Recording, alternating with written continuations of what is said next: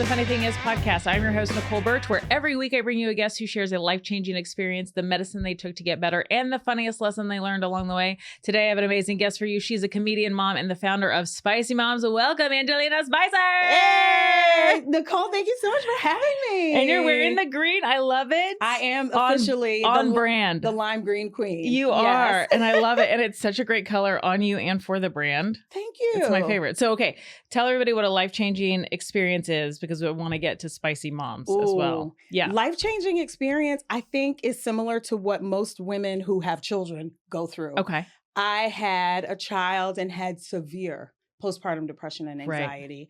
Right. Luckily, my husband's white, so I had a therapist.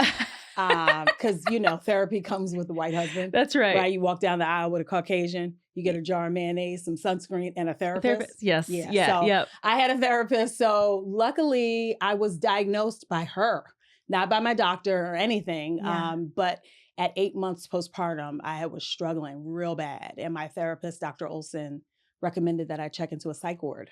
8 months after. Now, we met because we were both doing stand-up, I think at like Pat's in the Valley or something. Yes, I was pregnant. And I remember you were doing it. And you're like, and every now and then you'd be like, it's not going to happen to you. I'm sure it's not going to happen to you. I'm sure it's not going to happen to you. And I was like, I went home and thank you, because I did my research, girl. That's what I'm talking talking about. Like they about. always tell you that there's a possibility, but you were giving details that I was like, oh, this is what I need to look out for. This is what I need. And so you were having that 8 months after the baby was born. 8 months. Yes, girl. And, I try to warn people, but with a smile and with humor. But I want people to know it's real. And like your coochie's not the same. Your mind is not the same. Your relationship might actually not be the same anymore too. Yeah. We can all bounce back because we do, because we're spicy moms. Right. And luckily I did. The psych ward is what did it for me. Like what was that experience like, getting checked in and all that stuff? I went willingly. Yeah. I was actually relieved that there was somewhere that I could go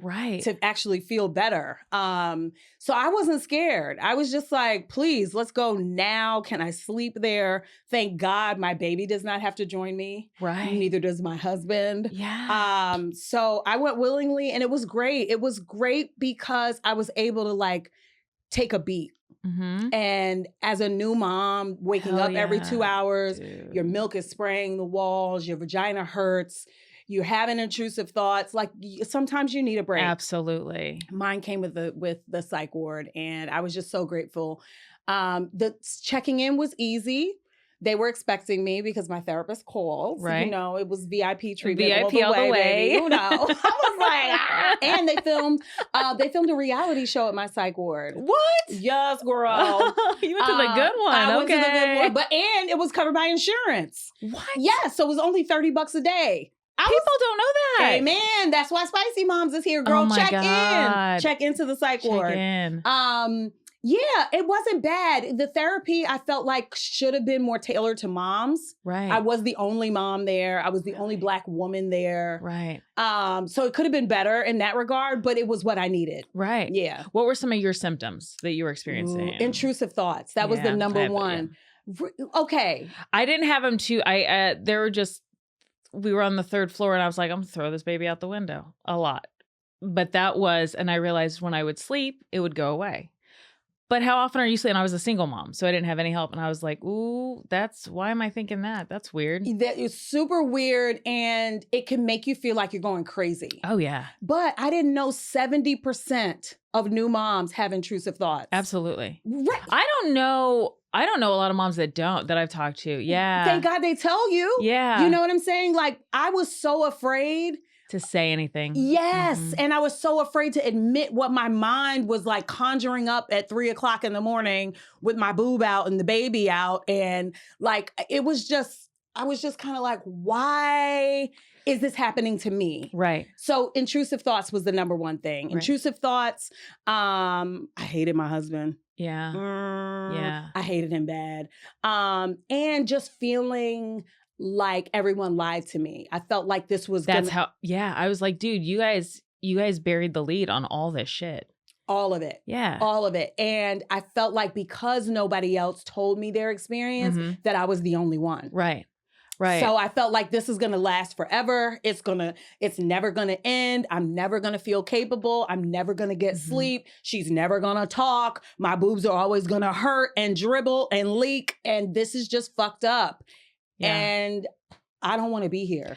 Dude, so I have a question, because once you get to the psych ward, tell me what the medicine is they get, because I want to know what this is. I want to know what's on the other side of this. Well, the medicine was the same that my therapist had diagnosed, had given me. So the medicine was the same. The dosage was higher. Got it. The dosage was higher, and it was not just medicine. It was therapy. It was art therapy, which I shat on, because I was like, art therapy? Really? Y'all about to give me a crayon and leave me to my own devices? Give me a break, you know? Yeah. But in combination with yoga, in combination with sneaking upstairs to the rehab floor to go to the therapy sessions with people who were struggling with addiction. Yeah. That's truly what helped me. Yeah. Right? I was on a floor in the psych ward with like a bunch of Kanyes. Yeah. You know, like people who were just like super egotistical, like just dick measuring contests, right? You know, of like who's the most sick. Right. I'm like, dude, honestly, I'm just here to get better and get away from my baby. Yeah. And then I found that upstairs, like people were being really honest about their journey with addiction, and what I was experiencing as a new mom was similar. Yeah. With the triggers. I was triggered by the cries. I was triggered by I was triggered by the sound of the pump. I was triggered by the sound of the baby monitor. Yeah. All that stuff. I was like, oh my gosh. And my physical and mental reaction was the same as people struggling with addiction. That's wild. Isn't it wild? That overlap is crazy. Yeah.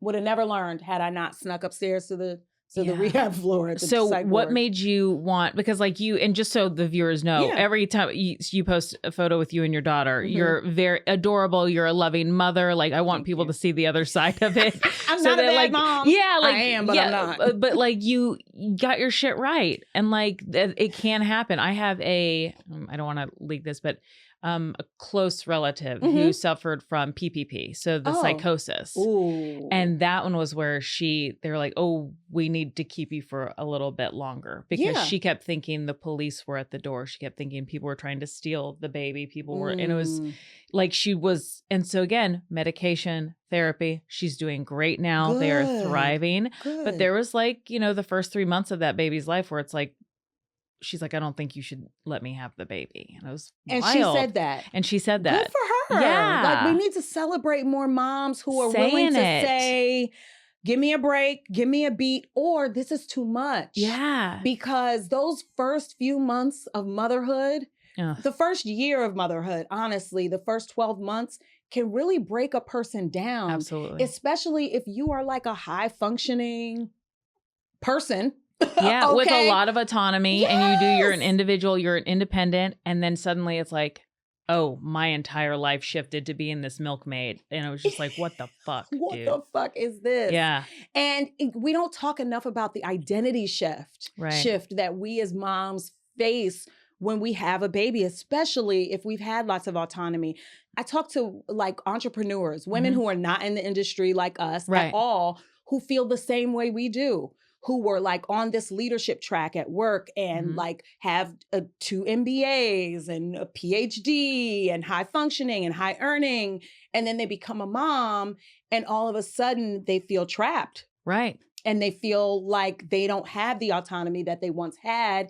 And their identity is just stuck with this new blob of a person that needs you. Right. No, I absolutely had a full identity crisis. Right? 100%. Like I went 180. That's what we need to talk about as moms, that we don't just push a baby out and like resume life. Yeah. No, everything changes. Yeah. It does. And like how to adjust to that. So I do a stand-up bit. I did one called Mama Drama, comedy special. And from that, I post a clip every Mother's Day, and it's about my delivery experience. And it was rough. I had a great pregnancy. Really rough delivery. And I describe it. And there was this woman that commented, and normally I get like, oh my gosh, like that's crazy. And it goes into detail, like the ripping, the tearing and stuff. But this one woman who's like a doula, I don't even know if she was a doula. Okay. She seems like kind of a witchy woman, which I'm totally down for. Yeah, same. And she was like, I don't think you should share that because it's going to freak women out. It's going to scare them. It's going to, and I go, I understand that. But by that, you're telling women to keep their voice down. And part of my healing is sharing it. And by the way, when you were doing your stuff on postpartum and I was like 6-7 months pregnant, there wasn't a part of me that was like, oh no, I have to freak out. It was no, I have to go get educated. Boom. So I want people to know, like, and also I'm a stand-up comedian on a stage now. I survived. I'm laughing about it now. I'm telling jokes. I made it through. You can too. Absolutely. But to tell a woman like, oh, don't share that story because it's gonna freak people out. It's gonna fear monger. And I'm like, no, that's not how that works. And it's not how it works. And we have to be honest about our experiences. That is the gift. Yes. That's why it happened. Yeah. I mean, we used to deliver where the husbands couldn't even be inside because they weren't allowed to look at it. And it's like, yeah, you think marriages didn't change after you saw that after a while? Yeah. Men are like, oh, damn. Yeah, no. My brother-in-law almost bought my sister a car afterwards. He was like, well, wait a minute. Yeah, no. We need reparations. Yeah. We're going back for your sister's car, okay? You know, it's interesting because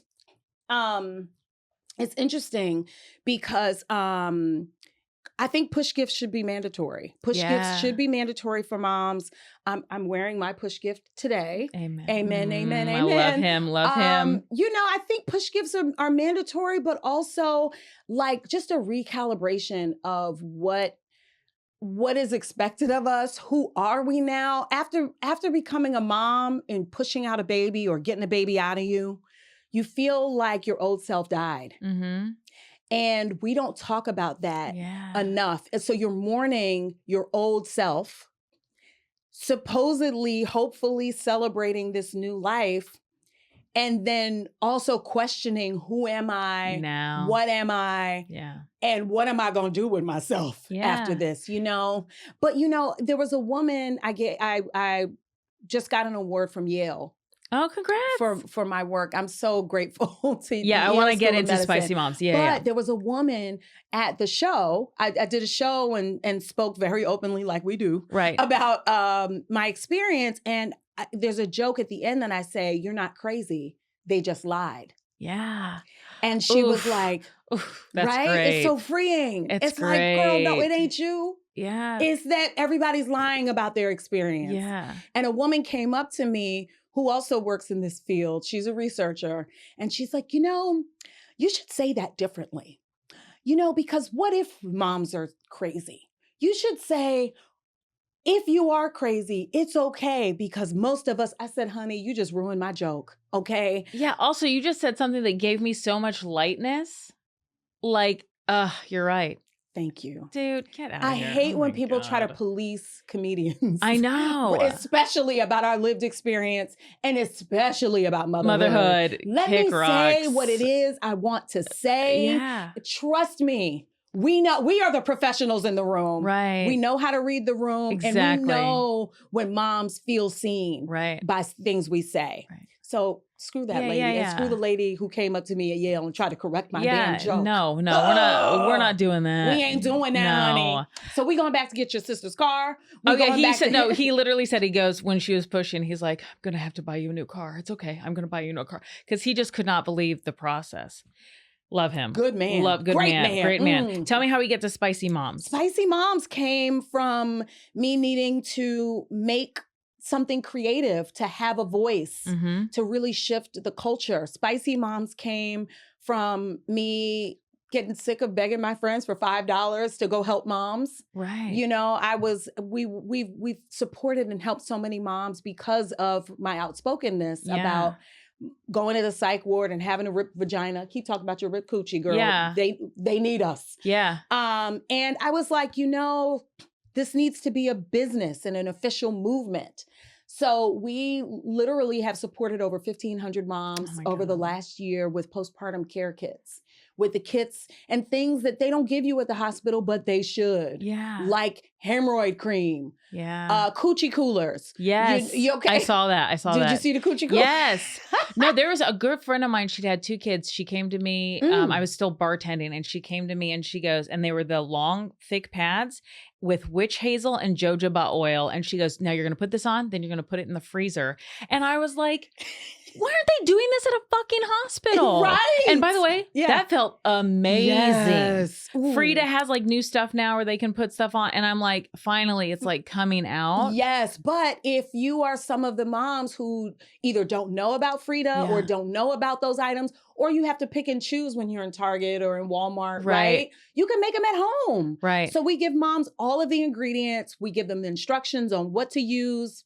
And we consult with medical professionals too, and with researchers. So our postpartum kits have everything from mom, snacks, water, journals, right? Yeah. And we have a few things in there for the baby, but Spicy Mom's Care Kits are simply for the mom. I would have loved that. Oh my God, girl, me too. Okay. Yeah. I was in there sitting on a frozen banana. Yeah. Because I didn't know what the hell to do for my coochie. And I was like, this is too much. Yeah. But yeah, we also work with and we partner with hospitals. We partner with government. We work with Congress now. We work with Governor Newsom and his wife here in California.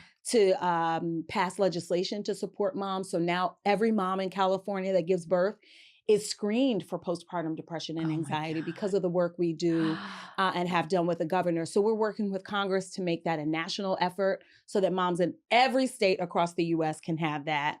And we work with international governments too. We were just in Belgium working with researchers. You're like jet setting everywhere. You're meeting every politician. You're in Washington. I'm like, hell yeah. I mean, we've been trying to do this podcast for a minute. So I'm just glad we got to do it. Me too. Because I want you to tell people how they can donate, what they can do to help. Oh, yes. Every single dollar goes to these postpartum care kits to support moms.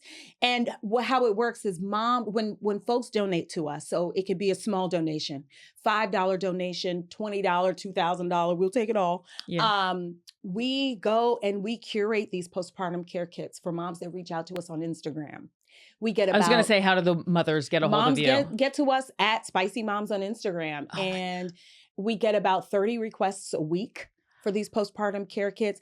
And these are moms who are just scrolling, who are like, oh God, I didn't know about this. My doctor didn't warn me. Right. Here's this comedian who started Spicy Moms. Let me reach out. Maybe she can help. We've helped moms get admitted to psych wards. Mm-hmm. We've helped moms pay for therapy with donations.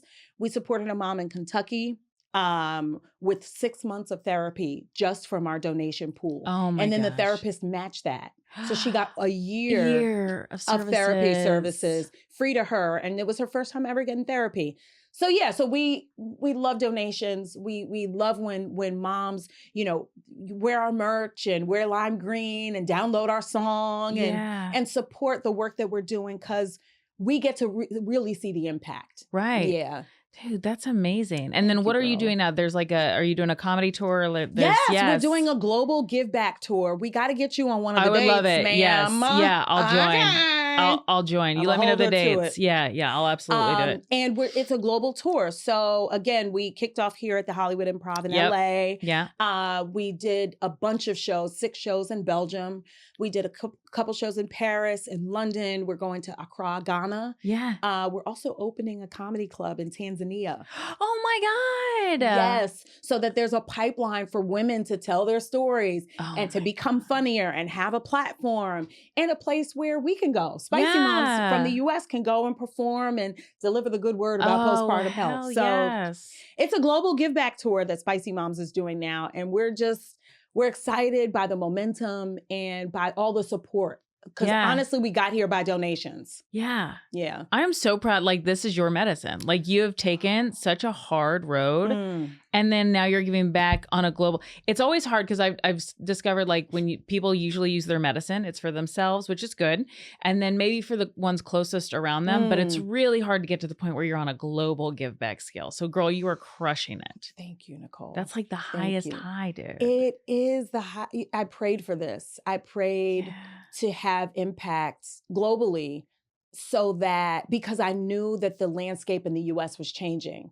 I knew that funding is being cut for Medicaid. Yep. I knew that that abortion rights are being restricted in many states, that funding for women's health in general is being cut all over the U.S. So I thought to myself, how can we still continue to have impact and hopefully bully the U.S.? Like if we get allies from around the world to join Spicy Moms globally, then maybe we can bully the U.S. and be like, come on, the world is here. Yeah. France is here. Belgium is here. Places the Netherlands. In Africa. Netherlands. Oh my gosh. Slovenia. Yeah. Okay. Yeah. They're all here. Come on, U.S. Yeah. We need more support for moms. And sometimes that comes by way of grassroots, like Spicy Moms, like what we do on stage every night. Right. There's sharing a place the message. Yeah. for sure for all of us. Yeah. Thank you for doing anything else you want to add? Download the Lime Green Queen song. I wrote a song for our movement. Yes. Because we want people to know that when you see a mom or a woman in lime green, she's got your back. Oh my gosh. Yeah. And how do they download it? What's on Spotify, YouTube, it's on TikTok, it's on all the things. And it's called Lime Green Mom. Lime Green Queens. Lime Green Queens. I love it. Queens. Download it. Yes. And how do people follow you? Follow us at Spicy Moms. Also at Angelina Spicer. That's my personal Instagram. But if you or another mom needs support, please reach out to us at Spicy Moms on Instagram. One of our volunteers will either bring you a postpartum care kit, bring you a hot meal, FaceTime you, give you whatever resources that you need and need to be connected to. We got your back. I love it. I love it too, girl. Thank you so much for doing this. Absolutely. Thank you for having me. Follow me on at Nicole Birch Comedy on all socials or NicoleComedy.com to see my tour dates. And absolutely download the song and go donate today. All right. Yes. Bye, guys. Bye. Lime Green Queens. Yes, bitch.